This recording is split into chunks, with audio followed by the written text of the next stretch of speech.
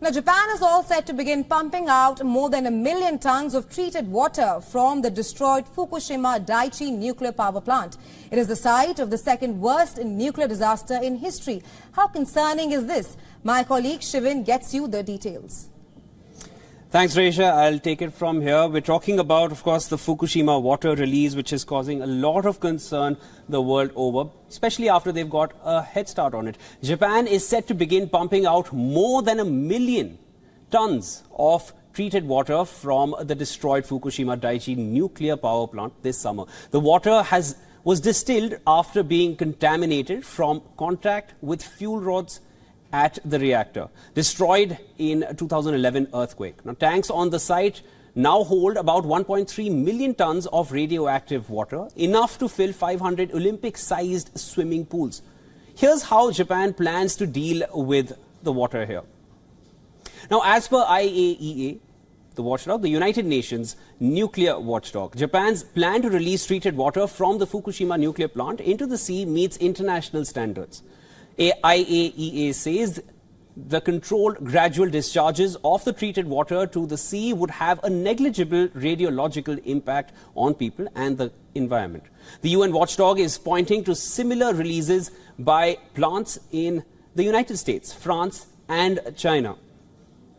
Now, the IAEA also reiterates and will open a permanent office at the Fukushima site to continuously monitor the release process.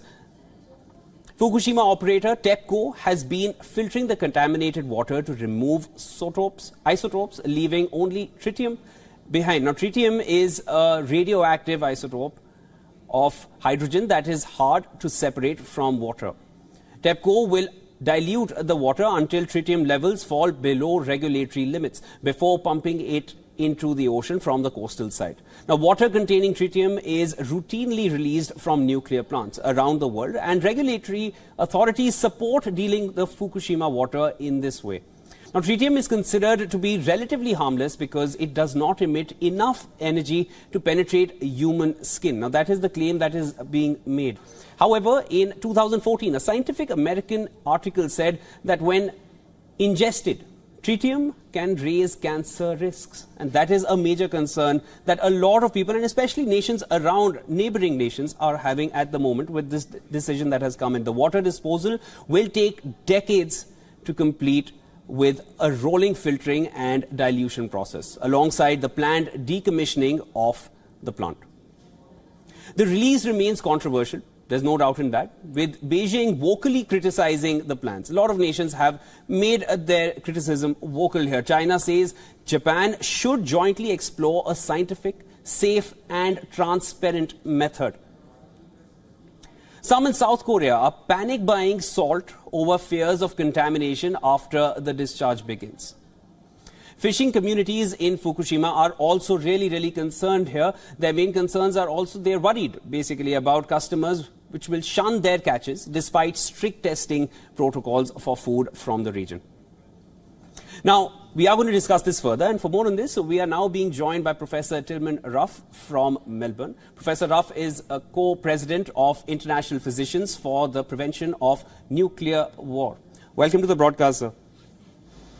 Thank you very much. Professor, radioactive forms of hydrogen and carbon have not been filtered out from the water. Now, this is exactly what they've mentioned. What will be the key concerns of this release, which will have elements of carbon-14 and tritium? Yes, unfortunately, the Japanese government and TEPCO, the operator of the plant, have not been fully transparent about exactly what is in the water that will be discharged and how effectively the purification system works.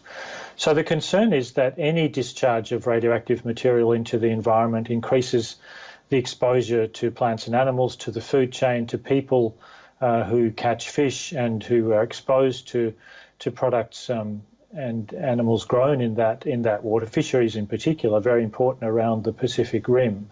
And this will add to the radioactive burden for people who derive no benefit from this discharge. And once it's in the ocean environment, some tritium does become organically bound in molecules, which means it lasts longer and it concentrates up the food chain.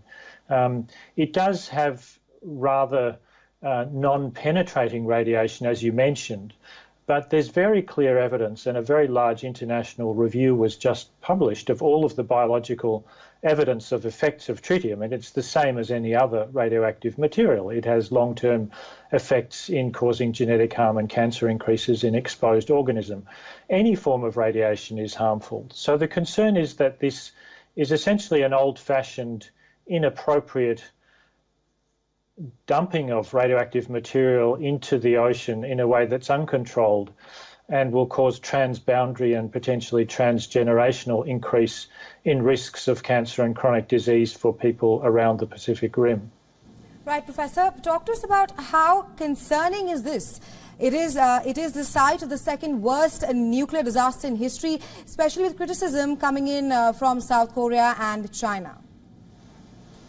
Yes, and also the Pacific Islands Forum, the grouping of all of the 15 Pacific Island nations, has been very concerned about this and appointed an independent expert scientific panel, which I think has been truly independent and has raised some very serious concerns about both TEPCO and the government's approach, but also the lack of scientific rigour and independence of the IAEA.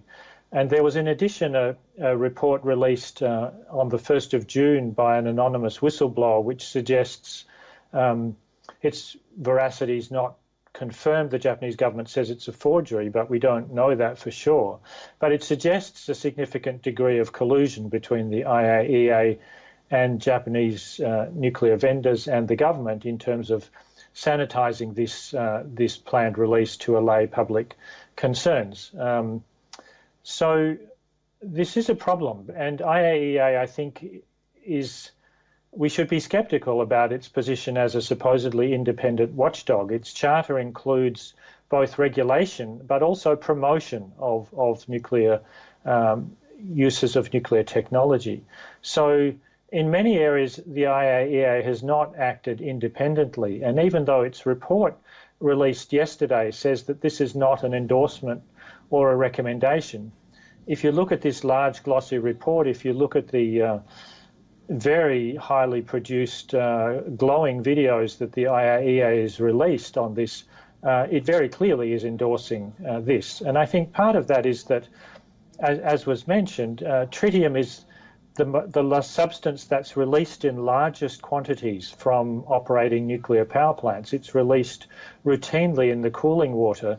So it is an issue that challenges the operation of the nuclear programs in many countries, and I think many would prefer that there were not a hard light shone on those practices. So they've been keen. Yes. Yeah, Professor Ruff, now you mentioned tritium. I just want to take it from there, tritium and carbon-14. If you could just pinpointedly explain to us what kind of effects do these radioactive elements have on sea life and human life and the nations which will be most affected by it nearby? Yes. Radioactivity comes in many different forms from many different substances. The effects, though, are largely the same. It causes genetic damage. It damages the large, complex DNA and other molecules that define who we are and regulate our biological processes. And that's true for plants and animals of all types. The long-term effects associated with that damage are increases in chronic disease in humans, variety, particularly heart attacks and strokes, and also an increase in most cancers, almost all cancers. And those increased risks continue for the life of the exposed person. Once that effect has occurred, it's not possible to undo. It may be very difficult to detect or measure those effects, but every little bit of extra radiation should be avoided where possible because it does increase the long-term risks of cancer and chronic disease. And there are good alternatives, I would argue, for this ocean release which have not adequately been explored or considered.